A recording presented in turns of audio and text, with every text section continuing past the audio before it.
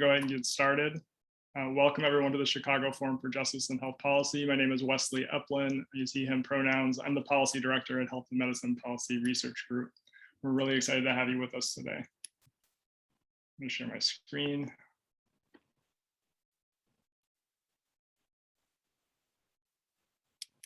So again, welcome to the Chicago Forum for Justice and Health Policy, a national perspective on lessons from COVID-19. I'd like to do a land acknowledgement. Health and Medicine recognizes and acknowledges that we live and work in the land of the Peoria, Miami, Kickapoo, Potawatomi nations. These lands were the traditional territory of these native nations prior to their forced removal. They continue to carry the stories of their struggles for survival and identity today on these and other lands. As an organization located in Chicago within the state of Illinois, we are obligated to hold these histories and contemporary struggles in our mind today as we talk about community, belonging, and health. A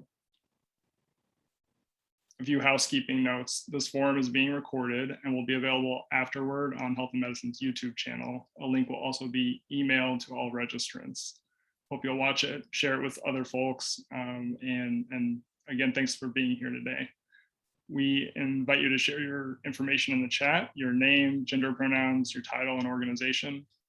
Please place any questions in the Q&A section throughout the talk today. We'll answer as many as possible during the final portion of the forum. We also have closed captioning enabled for the forum, so you can turn this on by clicking on the CC. I believe it's at the bottom of your Zoom window, and selecting either live captioning or the transcript function within that. We'll also plan to close out the forum at about 5:30 p.m. So if you want to copy the transcript for later reading, please try to do that before then. So today's forum is part of a series focused on COVID-19 at international, national, and the state and local level. So on the 29th, we had the international perspective that featured Dr. Matthew Cavanaugh, and you can watch that on YouTube. That's available on Health and Medicine's YouTube channel. Today, we're having a national perspective, and coming up in September, we're still trying to select the date as a state and local perspective that will feature leaders of the Cook County Department of Public Health, Rachel Rubin and Kiran Joshi, and the Commissioner of the Chicago Department of Public Health, Allison Arwady, and then the Illinois Director of Partners in Health, Evan Lyon, is also joining us.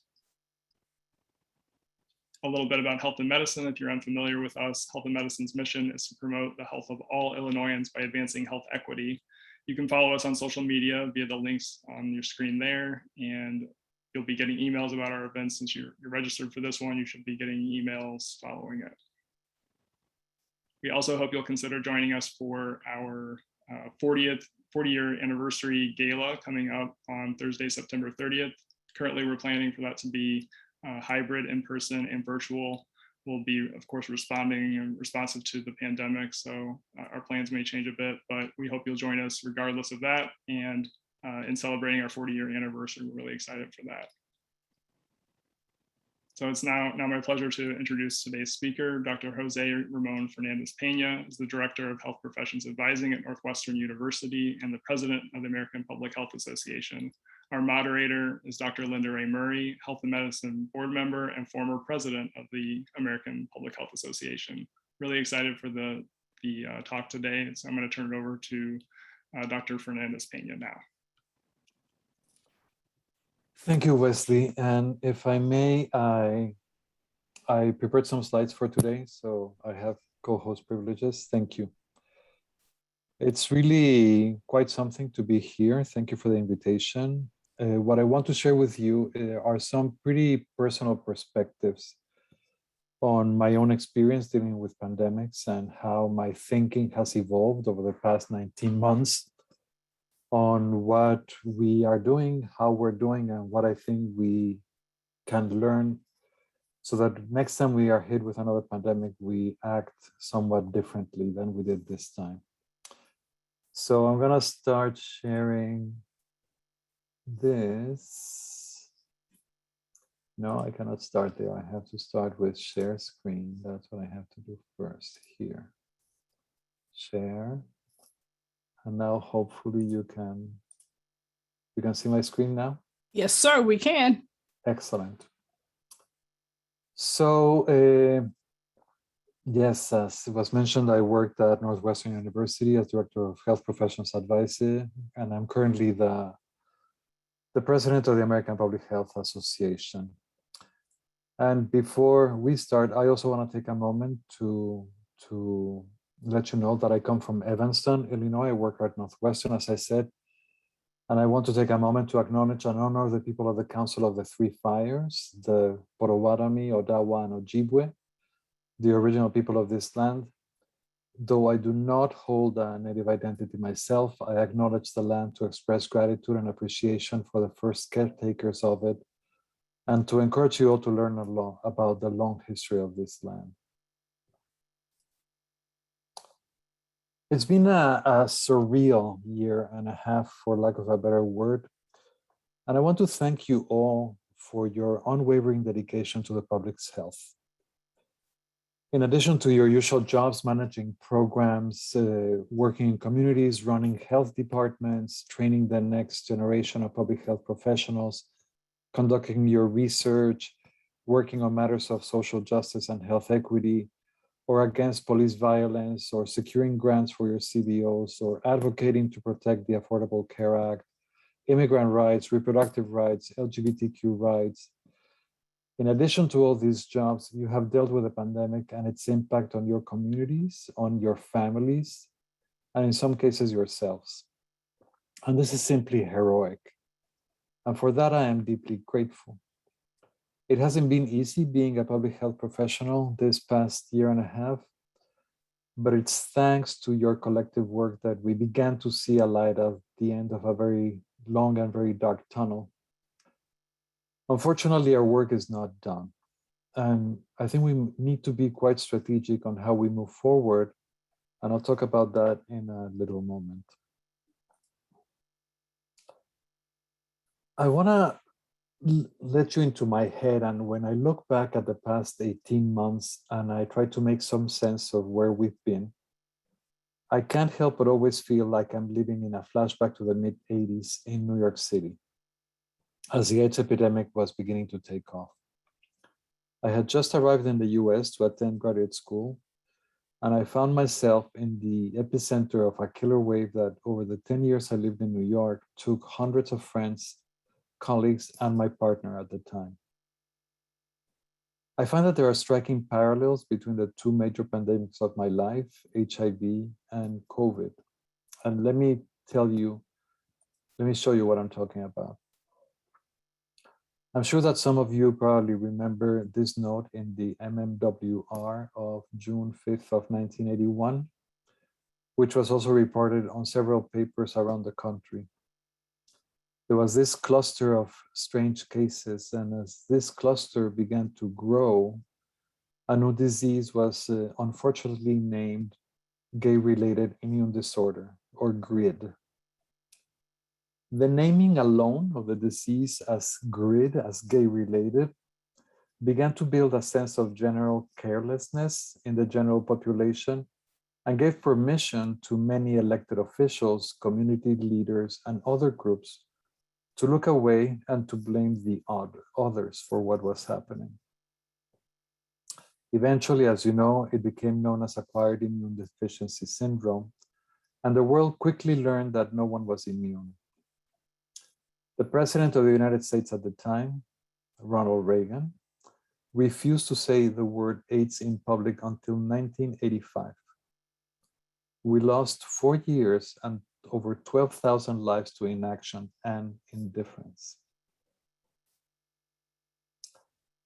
I arrived in the US in February of 1985, and I was confronted for the first time with a combination of fear for my own life, anger, and frustration about how little was being done, especially in my community of Spanish-speaking immigrants. A dear friend of mine suggested that I join this group, GMHC, Gay Men's Health Crisis, which was working on providing services to people with HIV and AIDS. And they were also working on prevention, which is what I knew something about. They had funding and they had developed the top-notch prevention programs in the country at the time. They were also engaged in advocacy to secure funding and services for the populations that were being mostly affected by the virus. GMHC and several other organizations across the country were working in a vacuum of national and local leadership that ultimately led to the death of more than 700,000 people in the United States and over 36 million people around the world. Today, about 40 million people are still living with HIV. Some of the most important lessons I learned during these years were the value of prevention and the critical role of advocacy. These two have guided my work since then and sustained me during times like this one, because they remind me of the importance of our work in public health. So how is this relevant today?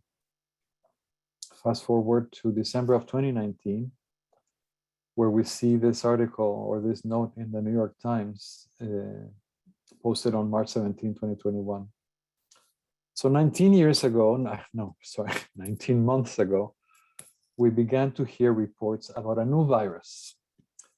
Within a month, the World Health Organization had declared a global health emergency, and by February of 2020, the first death outside China was reported, and by the end of the month, there were deaths reported in Europe, Latin America, and in the United States. Tragically, the response to this new threat was in many ways similar to the response to the first reported cases of that other new virus 40 years ago. In this country in particular, elected officials from the top down chose to ignore again the threat and instead chose again to blame others and to turn their back on the communities that were being most severely affected. What we saw last year is in many ways not too different from what I remember from the 80s. Like with HIV, I think that the urgent need to treat patients consumed all the energy and the resources in the early stages of the epidemic, what Camara Jones very eloquently calls the medicalization of a public health emergency. Prevention was an afterthought. Like with HIV, the federal government showed no interest at all in developing a national prevention strategy, nor a coherent message, refusing to speak about the virulence of the coronavirus, refusing to model safer behaviors, and this not only delayed but unnecessarily politicized safer choices. Like with HIV, the small number of providers at all levels that come from the populations most at risk creates barriers to treatment and reinforces mistrust in health services. And the need to develop culturally relevant and linguistically appropriate interventions was equally hampered, as was the implementation of effective contact tracing programs from the beginning. And this impact was especially severe in the context of mental health services. The failure to include adequate mental health coverage in most health plans was acutely noted in the rising numbers of violence against women and children during the stay-at-home orders. Like with HIV, the dangers of living in a country where access to health services is most often contingent upon employment was once again exposed in this pandemic. And while with HIV, homophobia was the main driver in the early days of the disease, what we see today is how structural inequities, xenophobic practices, and racism fuel the spread of COVID-19. As of today, there have been over 214 million cases of COVID-19 in the world, and over 4.4 million have died. In the United States alone, we have had over 38 million cases and over 630,000 deaths. 630,000. And like with HIV some years ago, the numbers keep adding up every day. I can personally count over 35 cases and 6 deaths in my immediate circle of family and friends. So all this is what has shaped my thinking and my feelings about this over the past 19 months. So I'm trying to extract from this experience some kind of learnings and some kind of messages and some kind of opportunities to do better. And I think that in order to plan a coordinated response, we need to have preparedness. We need to fund the preparedness programs as we had funded and were then defunded, so that we're able to coordinate responses at the national and the local level. There needs to be this fully staffed units that can effectively lead coordinated responses, from the availability of PPE and syringes to the logistics involved in the mobilization of people and equipment, excuse me. As I mentioned before, despite many efforts and at many levels, the health and public health workforce continue to suffer from a tragic lack of diversity. And this in turn remains a barrier to access to direct services and to the development of culturally relevant and linguistically effective prevention strategies.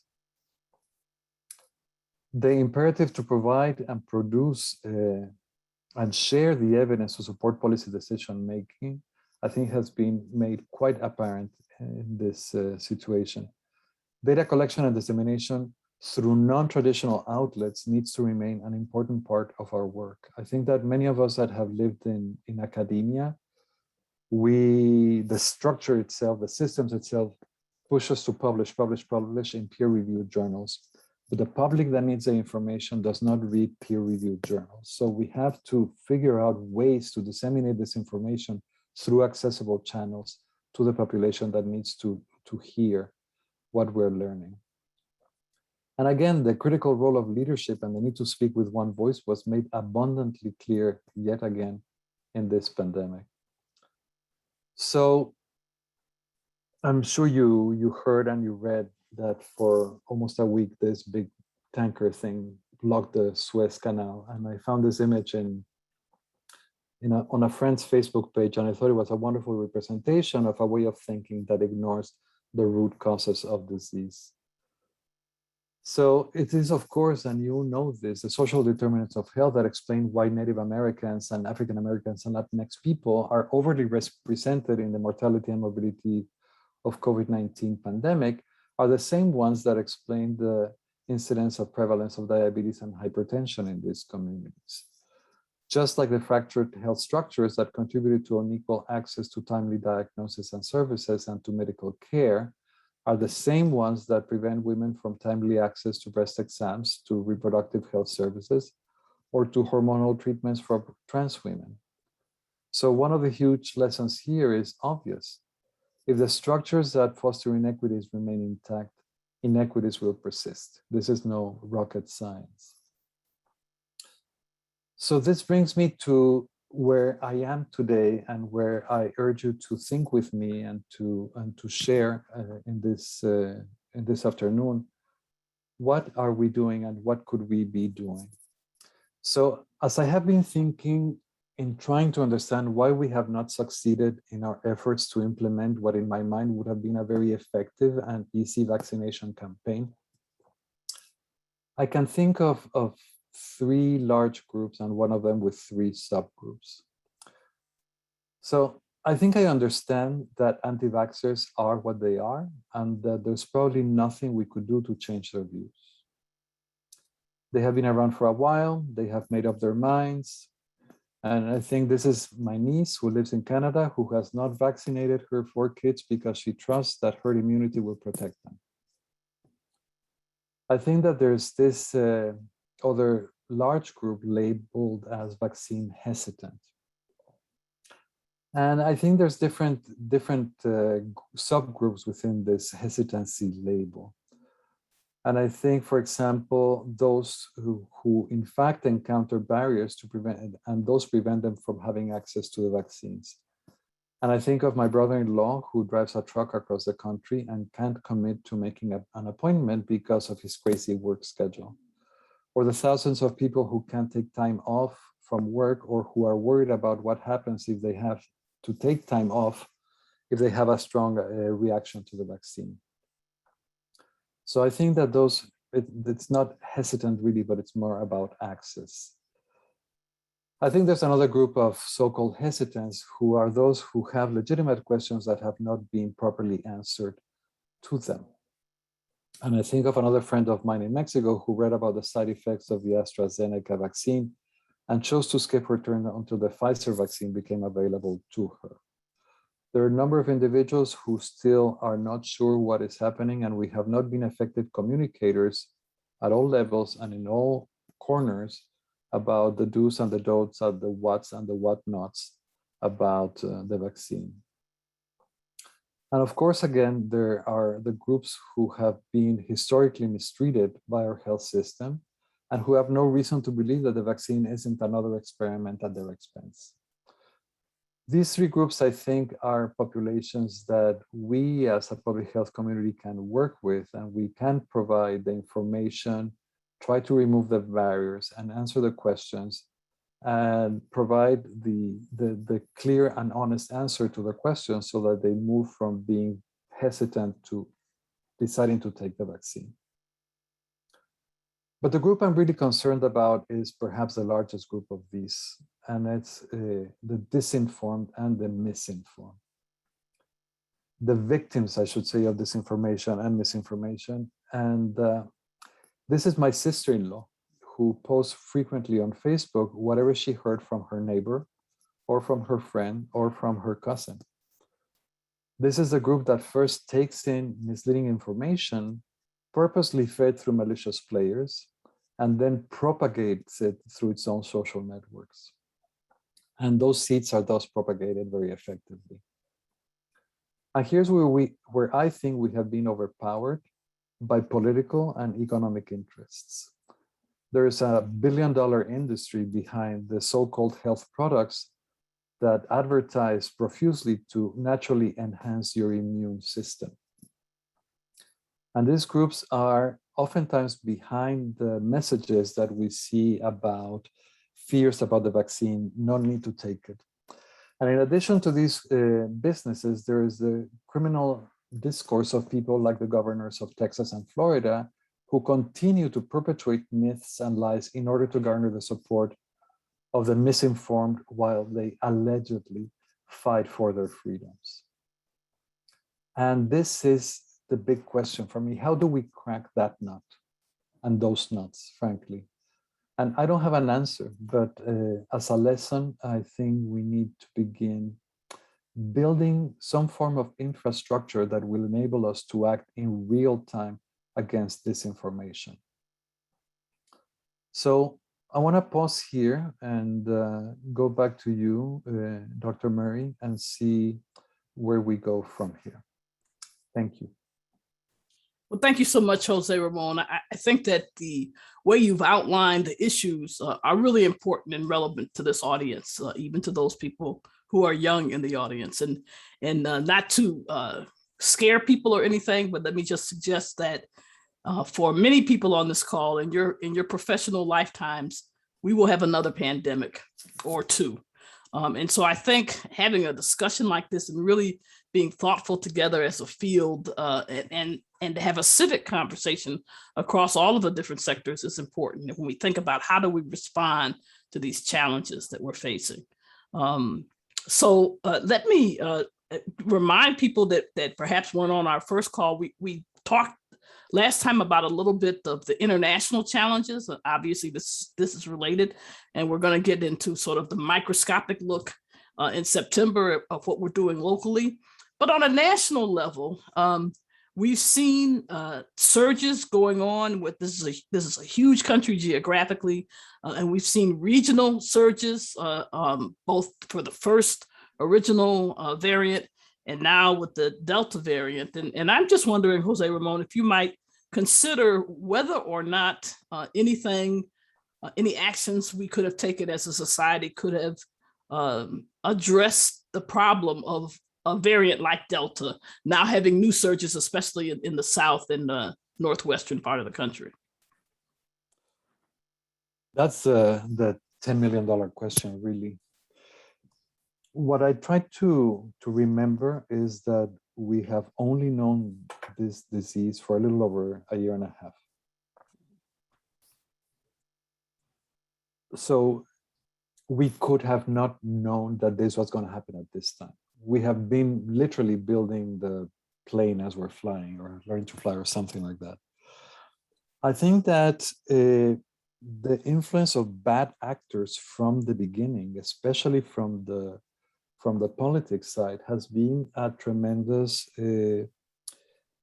source of fuel for this pandemic. I mean, the urge or the need or just framing the discourse in terms of wearing masks limits your liberties, or social distance is not natural. Just that kind of messaging, especially by political heads in the southern, southeastern part of the country, has led to very early openings, very early social gatherings, and active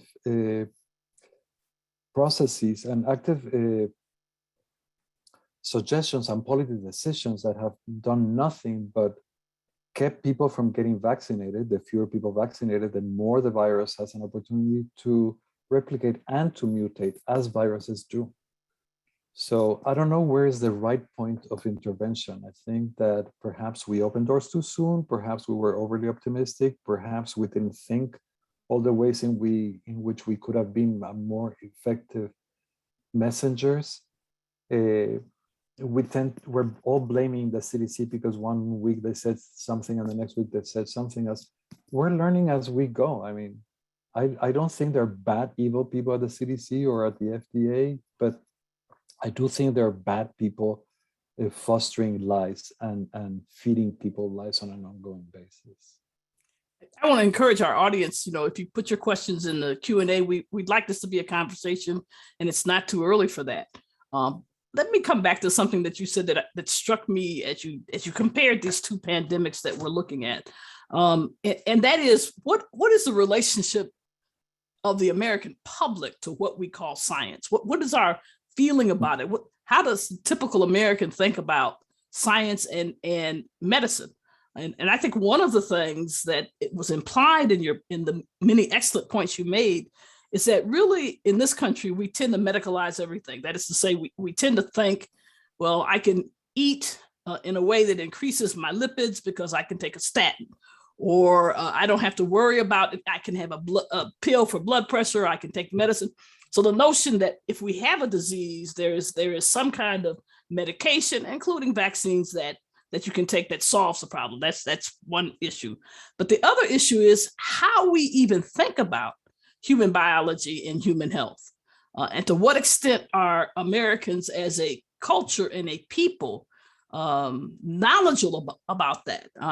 To what extent do they see science as a religion, which seems like a contradictory thing to say, but they see, and too often people in healthcare do this too. They see science as a defined, fixed set of, they think, facts, and they don't really see it in motion. They don't see it as evolution. With the coronavirus, our knowledge and our information is moving so quickly, it's hard to not see that. But the very fact that Americans are not used to thinking of science as changing and evolving is one of the things I think that concerns me, because it's very difficult then to message what we think about science. I don't know what your attitude is toward that sort of view of science as a static set of facts. Well, I think that I think that the United States in general has a series of characteristics that foster this kind of things. I think there's not a big enough investment in education to begin with overall. I think that overall as a nation, we're not very, I don't want to say medically literate, because that's not what I want to say, but that keeps coming to my mind. I think we oftentimes do not have the skills to think critically or to analyze critically information that is presented to us. I think also that we are bombarded day in and day out by commercial messages. So to your point, of course I know about Lipitor because I watch TV, and there's 76 hours about Lipitor or similar products on TV during the 5 o'clock news. I don't know that anybody but me watches the 5 o'clock news, but if you're there, you're bombarded with this kind of information. So ask your doctor about something. the public is more familiar with commercial names of medications here than anything else in the world where I've been. So that direct marketing of cures or treatments for diseases gives the population at large, I think, a false sense of well, I am an empowered patient. I am going to go to my doctor and ask them for X, Y, or Z.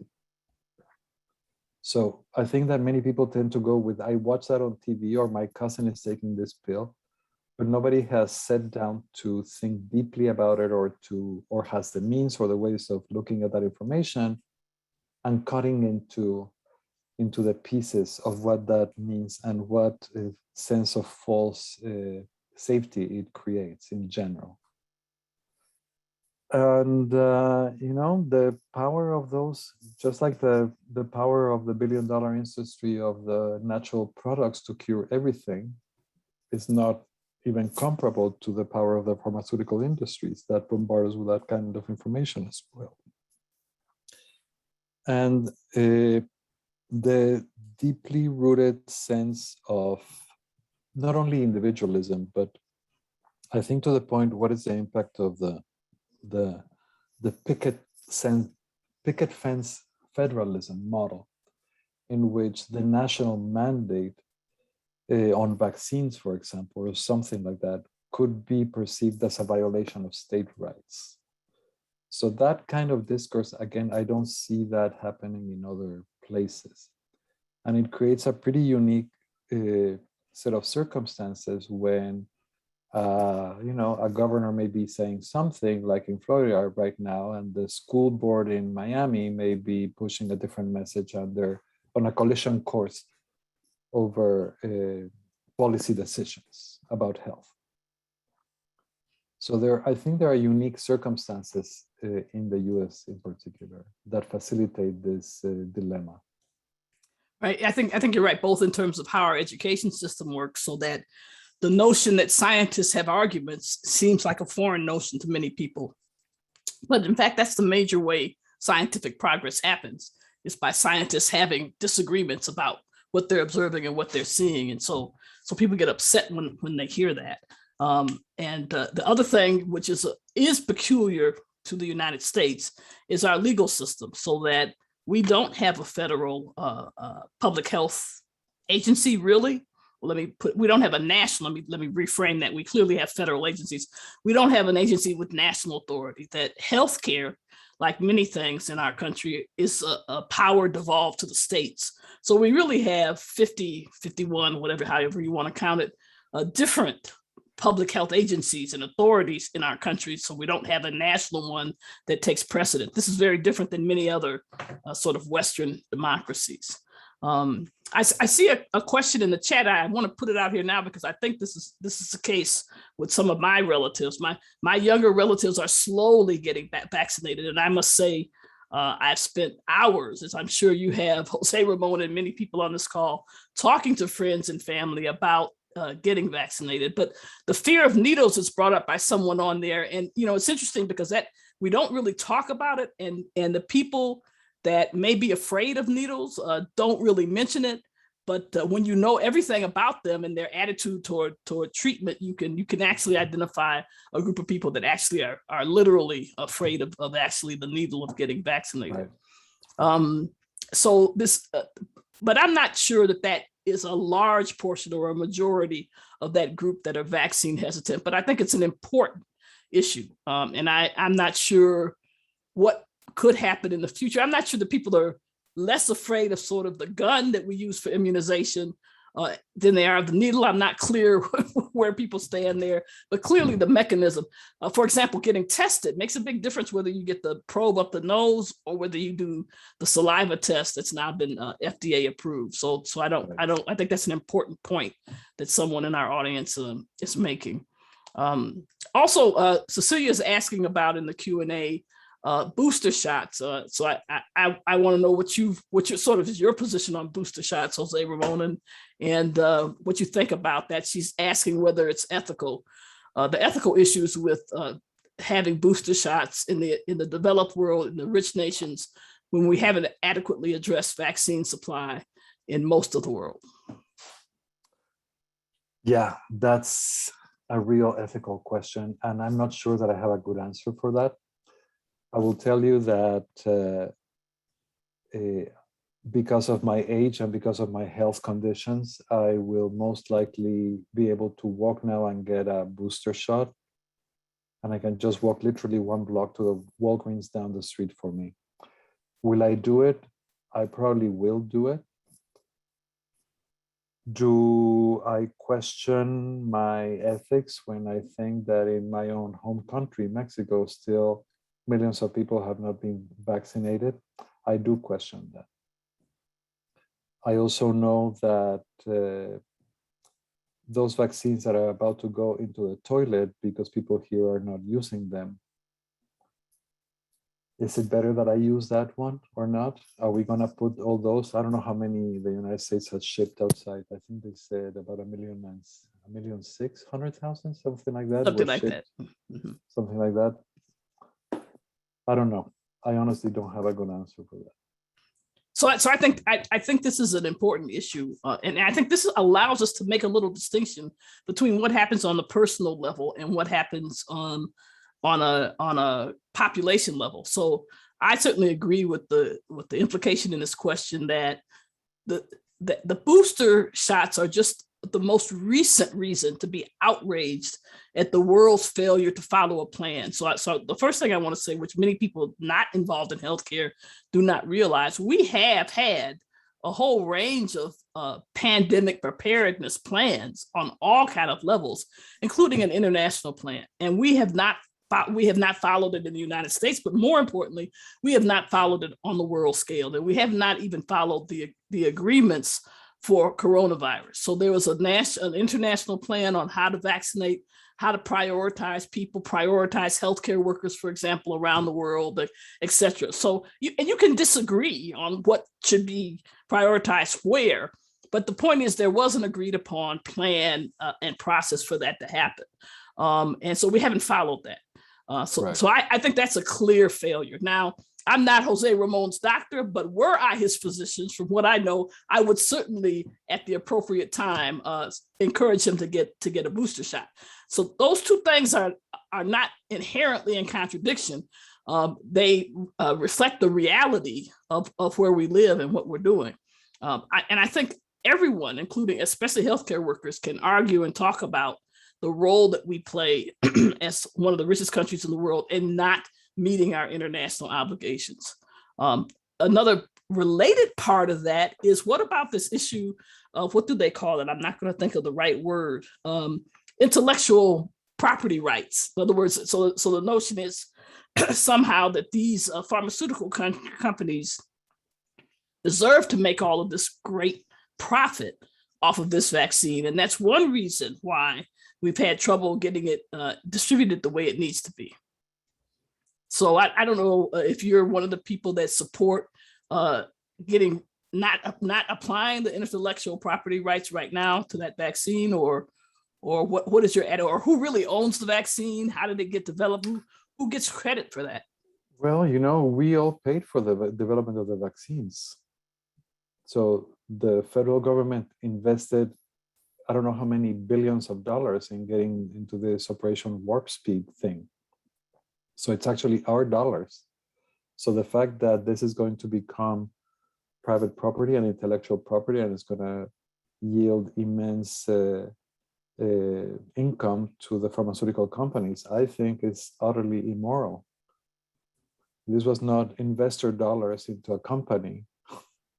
This was public dollars invested into these companies. So with that kind of attitude, then one has to really question who gets to control the vaccine and why they're making so much profit in any case. We have another question. We have a number of questions. We have another question that's here in the Q&A about how can we appeal to a sense of collective responsibility when it comes to vaccine. Some individuals may not get severe cases, but can be carriers, spreaders to others who can be severely ill. Many don't seem to understand or be bothered by that fact. I think the person that is asking the question is absolutely right. I think that in a society where individualism prevails, the sense of collective responsibility is a foreign concept. I just came from a meeting before this one where people were talking. I work at Northwestern, and somebody was saying, what if public health mandates us to go virtual again? And I said, why don't you try saying, what if something like consistent with public health knowledge, we're going to go virtual again? So I don't think that we own in general as a society that kind of social contract anymore. I don't think that sense of whatever is good for the many trumps my own individual diseases, or my own individual wishes. I learned many years ago in my ethics class in high school, our professor said something like, your freedom ends where my freedom begins. So this unlimited freedom and liberty to do anything, anytime, all the time, because it's mine, I think is utterly not correct. And speaking of that, we've heard increasingly on the evening news, for those of us old people that actually watch the evening news, I don't know how many people do that, Jose Ramon, but I still do. Let me just read this. Here's a more challenging issue. Is there a growing national reaction by healthcare providers regarding the sense of betrayal that many are feeling about people in our country failing to do the right thing, whatever their reasons? So we healthcare workers continue to put ourselves at risk caring for patients who won't or don't get their vaccine and thus get sick. This exposes the healthcare workers to greater risk as we care for them. To me, this is a betrayal of the social contract. She's apologizing for being harsh, but I've certainly heard that expressed by many of our clinical colleagues. So what about that notion? I agree with Mary in this point. I think it's a betrayal of the social contract. I think that also I tend to talk in my circles. I associate and socialize with like-minded individuals where for us this conversation is obvious. But there's tons of people in tons of places who talk in their own groups about how wrong we are. So there's no social contract to speak of. I really don't think there's a sense of obligation to each other. It's me with me. I think that point you just made becomes critical and leads us to some of these other questions. That assumes that there's a social contract. And it doesn't mean that people that don't recognize the social contract are necessarily greedy. I think it's a reflection of the reality of our country that we really don't have a social contract. We're not, or at least we're not all on the same contract. Maybe that's a better way to place it. Right. And so then, Dr. Joshi is raising a question. So then, for example, when you talk about vaccine hesitancy, this is a reflection of not being on the same social contract. We don't talk about paid sick leave. So not everybody that gets a vaccine and may have to take off from work because of the reaction, which is not a tiny number. It's a significant percentage of people that are vaccinated, especially young working people. We don't have any language that says they have to get paid for that time off, for example. Or the same thing in terms of, you talked about the structural inequities of not having access to medical care. Again, so where we've already failed to live up to what is most people would consider a reasonable social contract, we should not be surprised that people don't want to follow it. And even people that I really profoundly disagree with, who thinks this is all a plot, who doesn't believe COVID is real, it's really a reflection of their inability to buy into a social contract that's inclusive.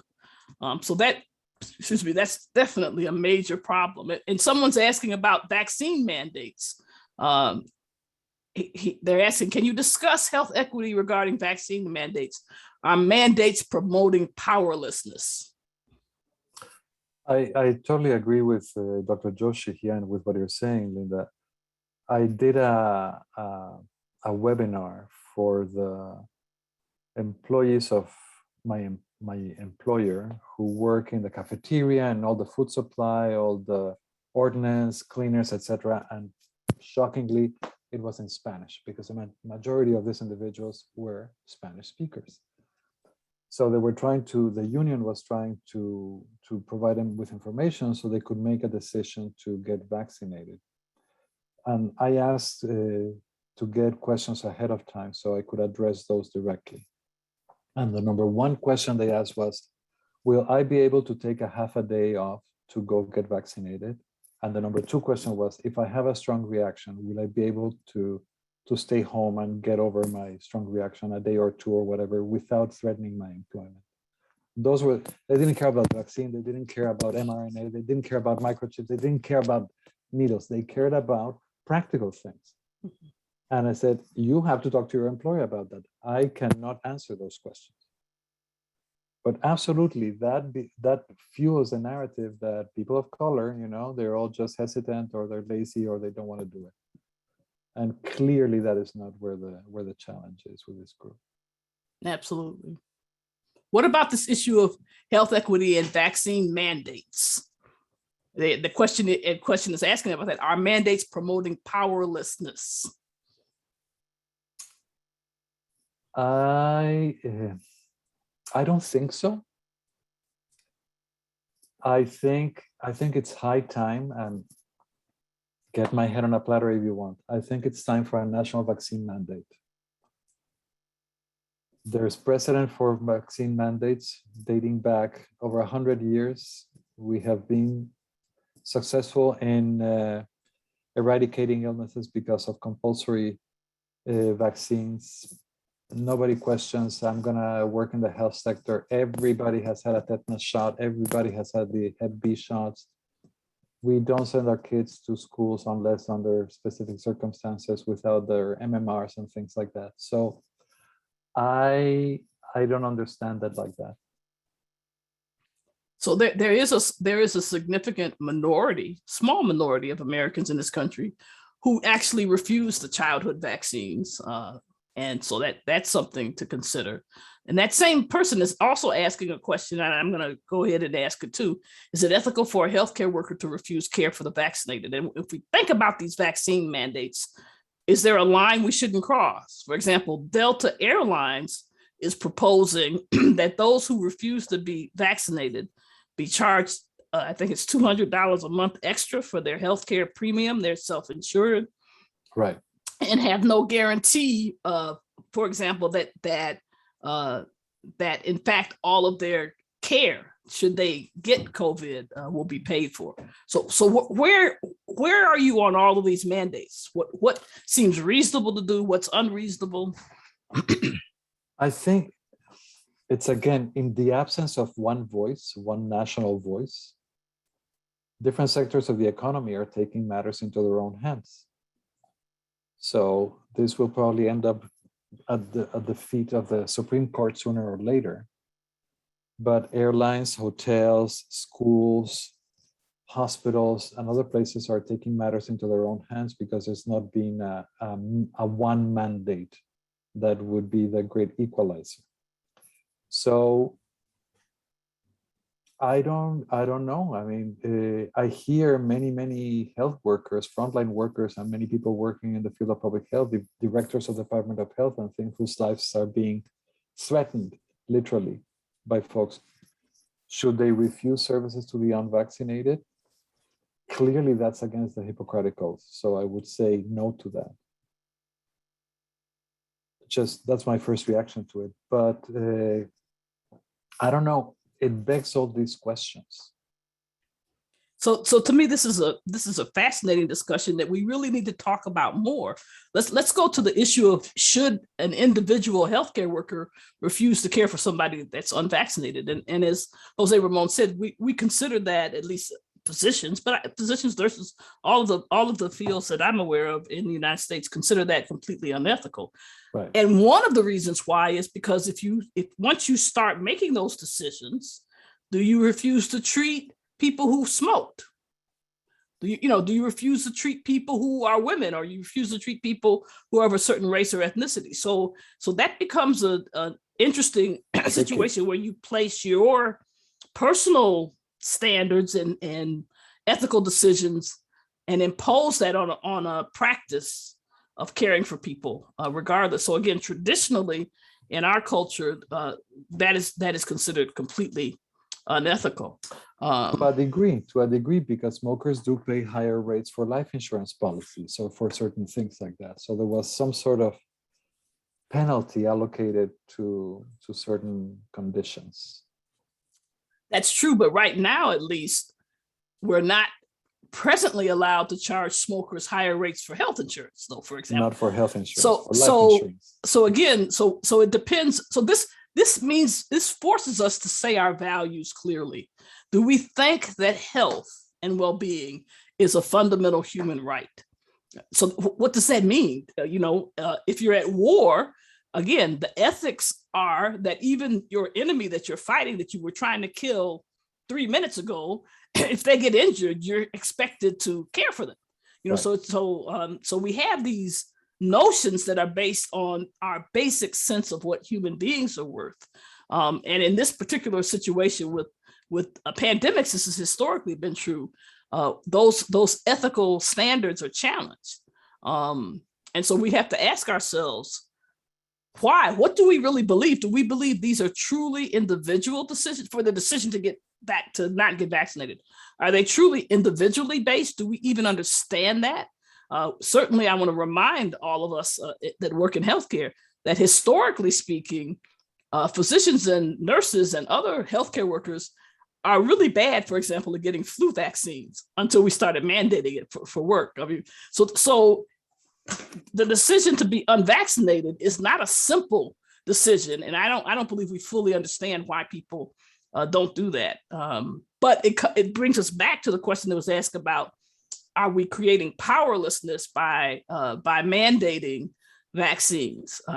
So some people think, I happen to agree with this, that any worker that's public facing, I have real problems with them being unvaccinated in where we have a vaccine that is effective and efficient.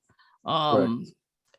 Now that's my view, because otherwise what you're saying is that you have a right to endanger other people's, strangers' lives that you come in contact with your work. Again, it's where does your freedom end and where does my freedom begin? You're free to not get vaccinated, but I'm free to decide that I don't want to be infected. Absolutely. Right. And more importantly, where does our collective responsibility rest in all of this? Exactly. Do we make these? And I'm sure we're going to.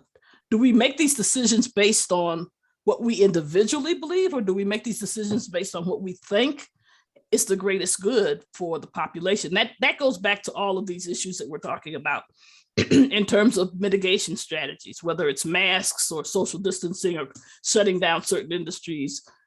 We're fortunate to live in a country that can do that without causing starvation and homelessness, even though that's not what we've chosen to do.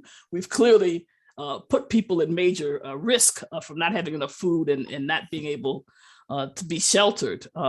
But nonetheless, when we make those decisions as a society, if our major goal is to slow down and stop this virus, this pandemic, then we would have a very different attitude toward vaccine distribution, not only in the United States, but internationally.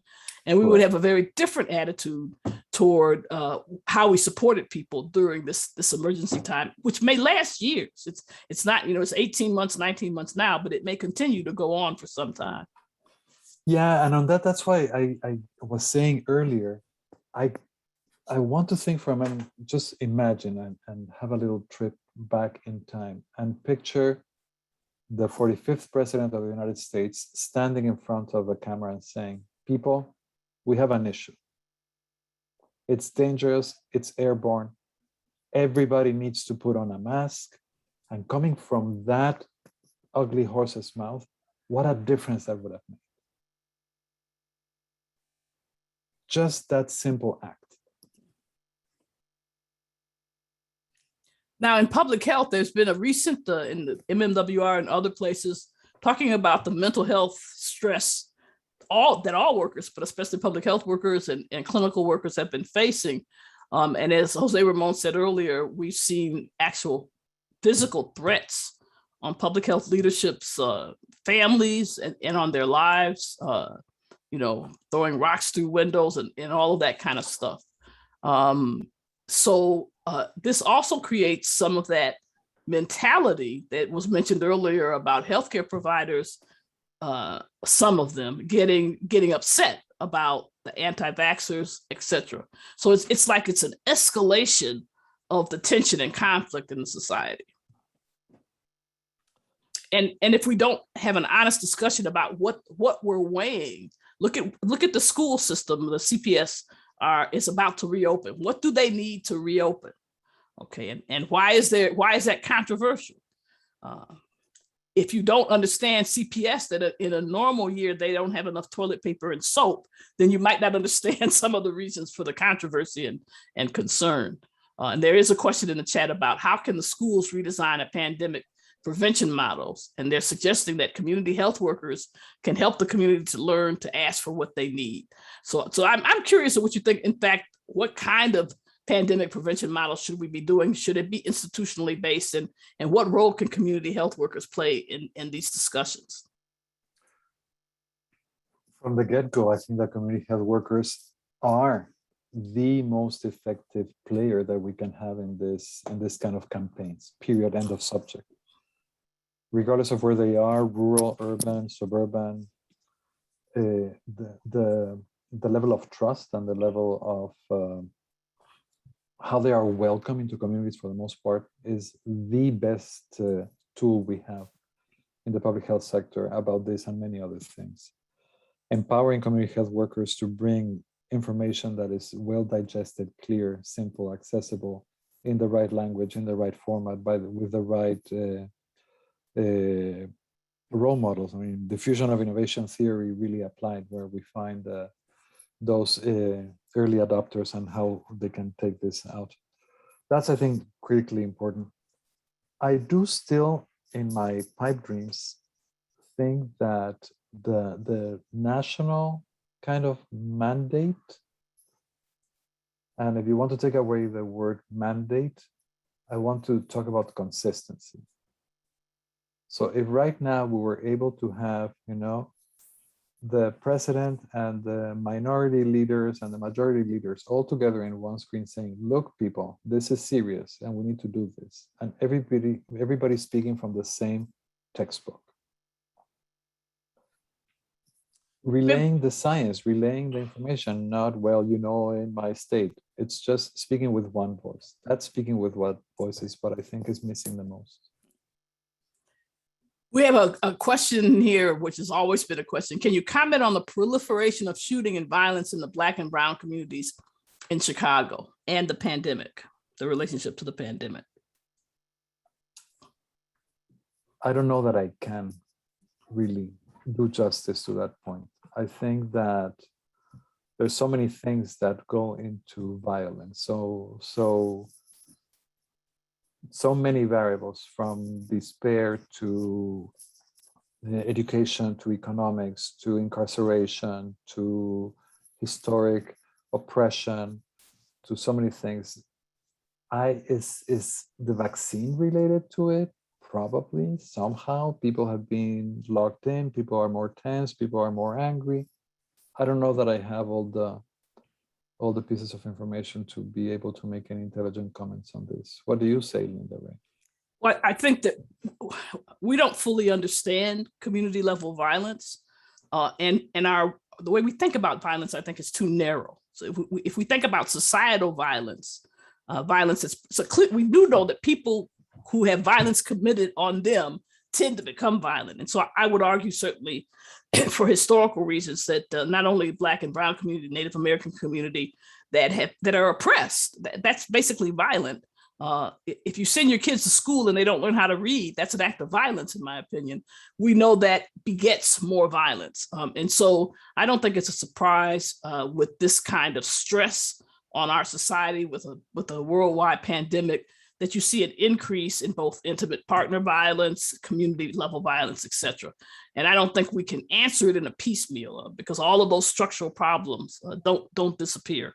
Again, this is a pandemic that just uncovers basic structural problems that exist. I would also argue, though I don't think, let me hypothesize that we probably are seeing an increase of all kinds of violence across our society, that it's not limited to Black and brown communities. I just think that's what makes the evening news. So I want to be careful about that.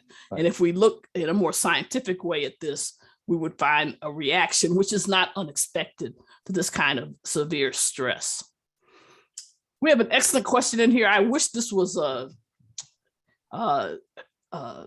this happened all the time, but the questioner, Kirsten, says, as federal COVID funds are released, do you have any general thoughts about the best way to encourage collaboration between public health institutions? How can states and cities better coordinate the use of federal funds to allow for sustained efforts around community health? Funds for the way we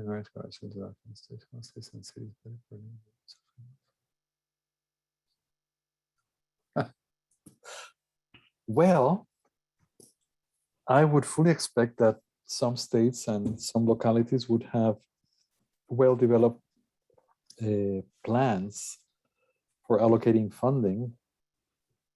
I think I spoke with a colleague a number of months ago who's an epidemiologist and an expert on this preparedness things. And she was saying that all this tabletop planning exercises that everybody does and everybody has where everything is going to go, what they failed to include at this time was a role of politics. That was the chess piece that was missing from the board when they were doing all the planning.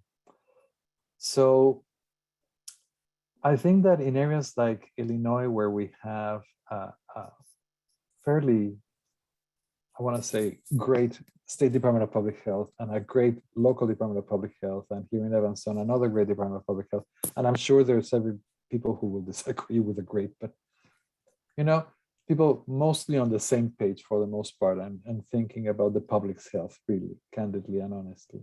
That would be a lot easier to coordinate, to document the need, to document a plan, to create a strategy for delivery of resources, to pull the right people in the right areas to do the work. I think just again, the state of Texas or in the state of Florida, those people would probably want to shoot themselves because nobody is looking at the issue in the same way. And in fact, some are looking at not designating funds or allocating funds for the sole purpose of political gain. So that's a non-starter. That's not something that was going to happen in a state like California, or in a state perhaps even like New York, or in Washington State. These things are more likely to happen successfully than in the southeastern part of the country. I think you also have to look at how much money is involved and where is it being spent. Now, if you're a normal person like everybody on this call, it's like a huge amount of money, right? It's billions and billions of dollars. But if you look at it in terms of need, it's a drop in the bucket. So what I would say is that, we've lost in the past 25 years, at least 250,000 workers in public health who work for governmental public health. Which is, and so that's why we enter a pandemic without really contact tracers, without enough. I think the city of Chicago had 40 public health nurses and the county of Cook had less than 40. I don't know exactly. This is absurd for populations in the millions. That's all the public health nurses that you have on your staff. So to me, the challenge is, how do we build the infrastructure? In a pandemic, of course, you expect to spend more money because your infrastructure it's going to be overwhelmed. But we really have not addressed the public health infrastructure. We have to repair it. We don't have laboratory capacity. When we look at the Delta variant, for example, I'm concerned in public health that we're not doing nearly enough testing, and we don't have a surveillance system in place to give us the most information from doing that testing.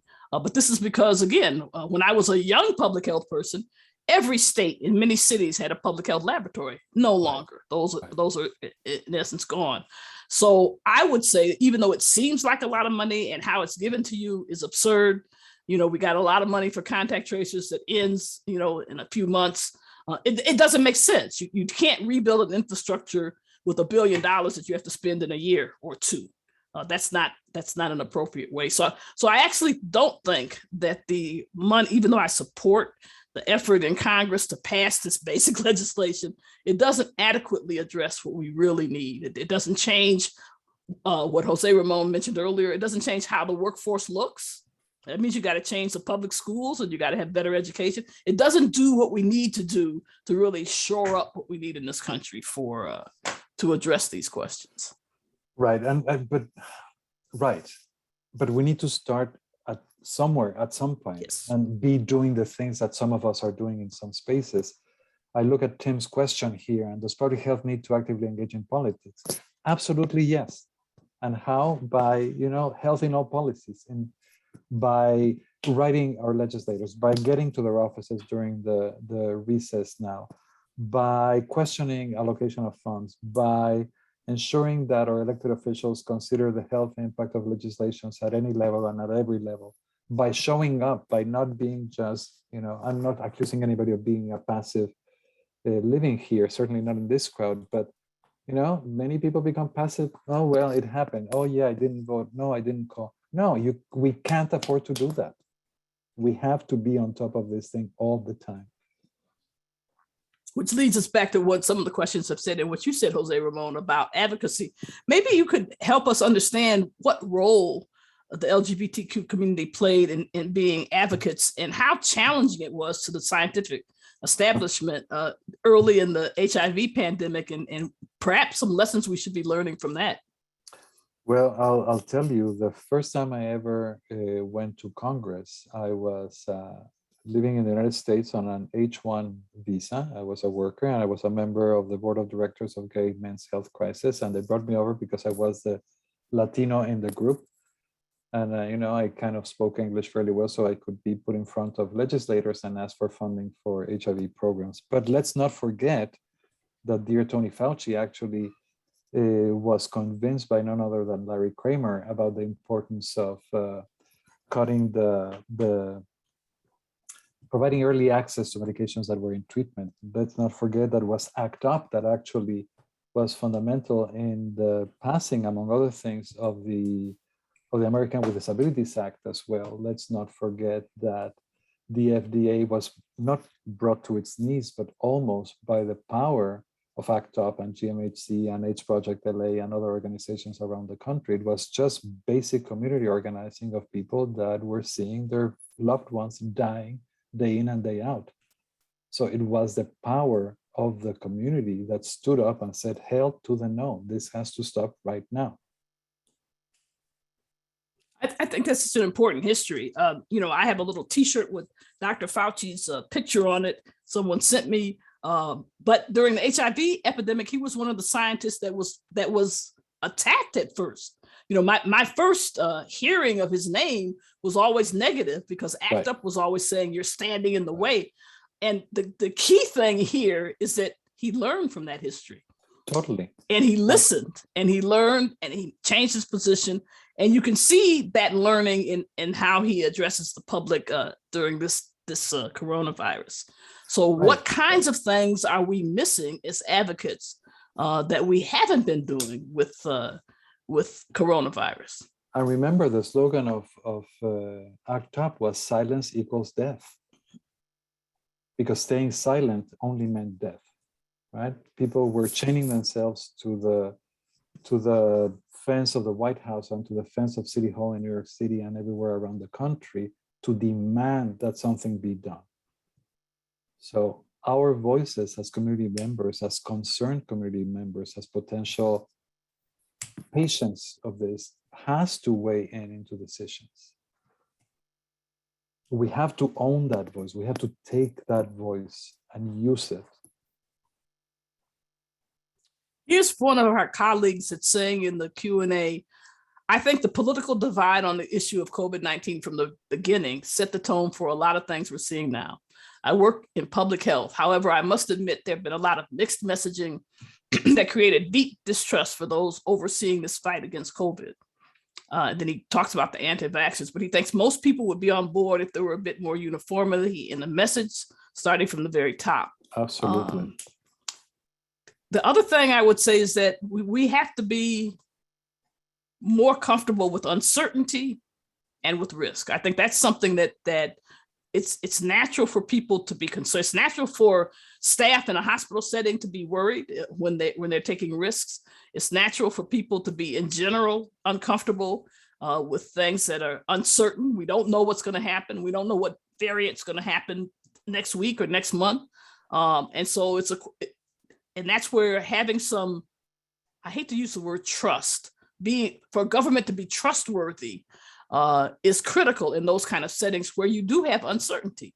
Nobody, no leader, public health, scientific, political, can say with certainty what's going to happen next week. And so how do you communicate that uncertainty and still be confident that we can try to together address the system? I think that's a real challenge for leaders. Help us out, Jose Ramon. You're a great leader. Yeah, right. I think you hit it right on the head on this. I forget the name of the person who posted that comment, but definitely we have to learn to be candid, and we have to be comfortable saying, I don't know, or saying today, this is what we know, and we're acting today based on the best information we have. And this information may change next week. And what you're saying also, we have to live with this, to be comfortable with this uncertainty. The public, I think, oftentimes wants the reassurance of this is it. And then when you come back 2 weeks later and say, well, we really should be wearing the masks. You don't need to wash your lettuce 26 times and all your boxes of cereal, instead wear a mask. So I washed every box of cereal and every lettuce that came to my house for months while wearing a mask. But then it took a while. Okay, so I don't need to wash my lettuce anymore. Good. But no, just once, Jose. We want you to wash your lettuce, but right, but not with Clorox or anything like that, right? So the knowledge evolves. Knowledge evolves, and science evolves because we learn from observation, and we make mistakes in the process. And we have to be good communicators of that process. And I don't think that we have always been good communicators of that process. Okay. So now we have a Delta surge going around in some parts of the country, especially the South. In Mississippi, actually, the Delta surge, the surge from the Delta variant is higher than the surge from last year. Okay, but in most of the country, it's still not that high. But this is a regionalized surge based, we think, or at least correlated with areas with low vaccination rates. And I know you don't have the answer for this, Jose Ramon, but I would be interested in your thoughts. So we have, and many of this people on this call know that we have our APHA annual meeting scheduled for October. We have a Delta surge going on in the country. Here's a leading, we like to say the leading public health organization in the United States. What is going to be our stance? I know right now we have a hybrid meeting, but what is going to be our stance, and under what kinds of conditions might this meeting stop being in person and go completely virtual? That's a fantastic question. As you point out, right now we are planning on holding a hybrid meeting. As I understand it from this morning, there are, I think it's about 4,000 or 5,000 people already enrolled, and about half of them have enrolled for in-person and half of them remote. We're monitoring the situation very, very delicately and quickly. Right now, the APHA convention staff is in Denver, assessing the situation locally. Again, as conditions evolve, just recently, the executive director sent a message out to all people registered announcing that masks will be required at all times. When we thought about this, the masks were not required. I think we have to say what we know today is that we're planning a hybrid meeting. What we'll do next week will depend on what we know next week. So I shouldn't cancel my hotel reservation yet. That's what you're telling me. Not yet. Not yet. I haven't canceled mine yet. We have someone in the chat who's commenting that their granddaughter was sent home I'm assuming from K through 12 school, to do remote education because of COVID-19. So she was in school, in-person school for 1 week. And so again, what about our ability as a society, both as a family, but also as a society, to quickly pivot to these situations? We might see a lot of this in this next period as K through 12 is back in person. I mean, I can't imagine how regular people do this. I don't have children, I don't have any dependents, and I have been losing my mind in my house for 19 months now. I can't imagine how I would do anything if I had a child that I had to homeschool, or a parent or a sibling or a loved one or anybody that I had to care for and do my job at the same time. I think it's unsustainable in most cases. And for single parents or for double parents, whatever the situation may be, we are not third grade teachers. So should we send the kids back to school? There's so many reasons to say yes to that answer. And there's so many reasons to say, I'm not sure at the same time. We don't begin to understand yet what long COVID means. We don't have a good sense of what this will look on kids that were infected when they were 10 or 8. How will they be when they are 18 or 20? We do not know that. We cannot pretend that we know it. We cannot, maybe nothing, but what if that person develops this heart anomaly and needs, 4 valves replaced? We don't know that. It's an impossible scenario, I think, and something that hopefully we could plan for in the best possible way. But if I need to work and I need to homeschool, something's not going to be done correctly. And I cannot just hire a tutor and create the circle of parents with kids that are all never leave their house without a mask and are washing their hands 16 times a day so they can huddle in my basement or in my living room and do homeschooling from there, and each parent takes 1 day a week. The organizing of that takes months. So I don't know. One of my coworkers is a mother of a little kid that is going into kindergarten, and she is very concerned about returning to work, even though she's vaccinated, because her child cannot be vaccinated. So I don't have the heart to say you have to come. When she has to take the L to get to the office, be there, spend hours in public transit, and then go home to a child that has been unvaccinated. How do you resolve that? I don't know how you resolve that. But isn't in fact this one of the questions that public health leadership should be trying to answer? There may not be one answer, but trying to put out 2 or 3 or 4 or 5 different approaches that help with some of this. Yes, but it's I don't know that it's necessarily a public health answer. I think it's a societal answer. How do we as a society, we're all invested in our children having education. We all understand the importance of socialization at that particular age. And we all realize that we are not capable of doing what the 3rd, the 4th, the 5th, the 6th grade teachers do. So everybody loses in a way when we put ourselves in that position. Well, first thing I do is triple the pay. One thing that we should have learned from the last 19 months is that teachers are underpaid. I mean, to me, that should be clear to anybody. Totally. So that'd be the first thing I would do. But again, are we really investing the money where we need to have it? Class sizes, which I think we know from the literature will improve educational outcomes anyway if we reduce class sizes. So what happens if we pay teachers more, train them better, reduce class sizes? There are some students that for their own health reasons can't or should not be at this moment in time in person classes. But some school systems are asking the teachers to teach both remotely and in person at the same time, which to me is an absurd notion.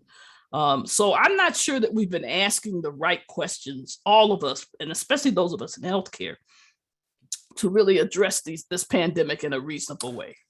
But you're right. But I think that what we didn't learn from the HIV pandemic that we're seeing again, let's now make an investment in those things right now. Let's make an investment in teacher salaries.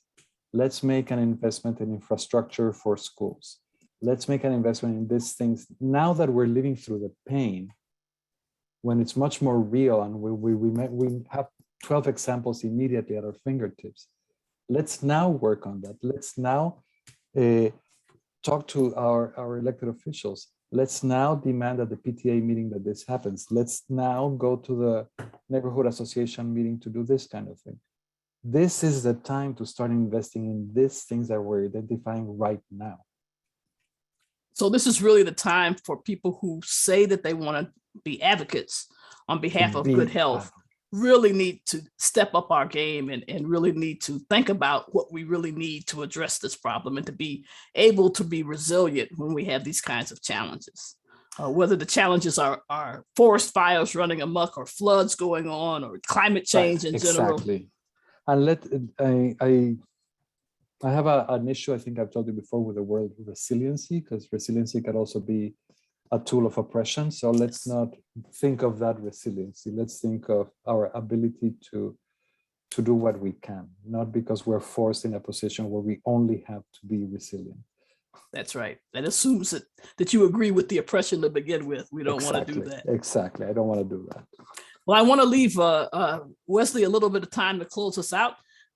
This has been a really important and fascinating discussion, Jose Ramon. I always enjoy talking to you. Let me ask you if you have any final messages for our audience tonight. I think that first of all, thank you to all of you for this opportunity to spend some time chatting, and saying that I feel the pain is almost stupid, but I think we're all feeling the pain, and I don't want to leave us with the pain alone. I want to leave us with the possibility of doing something about it. And as Linda Rae was saying a minute ago, this is the time to engage in being, what is the change we want to see. It's something that your grandmother may have embroidered into a pillow, but it's something that actually is an actionable idea. And that we can all, wherever we are, with as little as we have or as much as we have, we can be active participants of the change we need to see, so that we're not caught again with our pants down next time around. Thank you so much, Jose Ramon, for joining us. I want to thank everyone on this webinar for the great questions and discussions in the Q&A and the chat. I think you all have raised really critical points. And let me turn this over to Wesley, our policy director, so he can put us in this session. Go ahead, Wesley. Thank you so much, Dr. Murray, and thank you, Dr. Fernández-Peña, as well, from me and from Health and Medicine Policy Research Group. We are so grateful for your time and for your wisdom and for participating in this forum. We want to also thank the audience again for joining us today. Thank you for your comments and questions. It really made it a fulfilling discussion. We'll be sending out a video following today's event. So if you registered, you'll be getting a link to that. And we thank you for that. Also, if you'd like anything from the chat to copy that, go ahead and do that. If you'd like anything from the transcript, you can do that as well before we close out in a couple minutes. With that, thank you and have a great evening.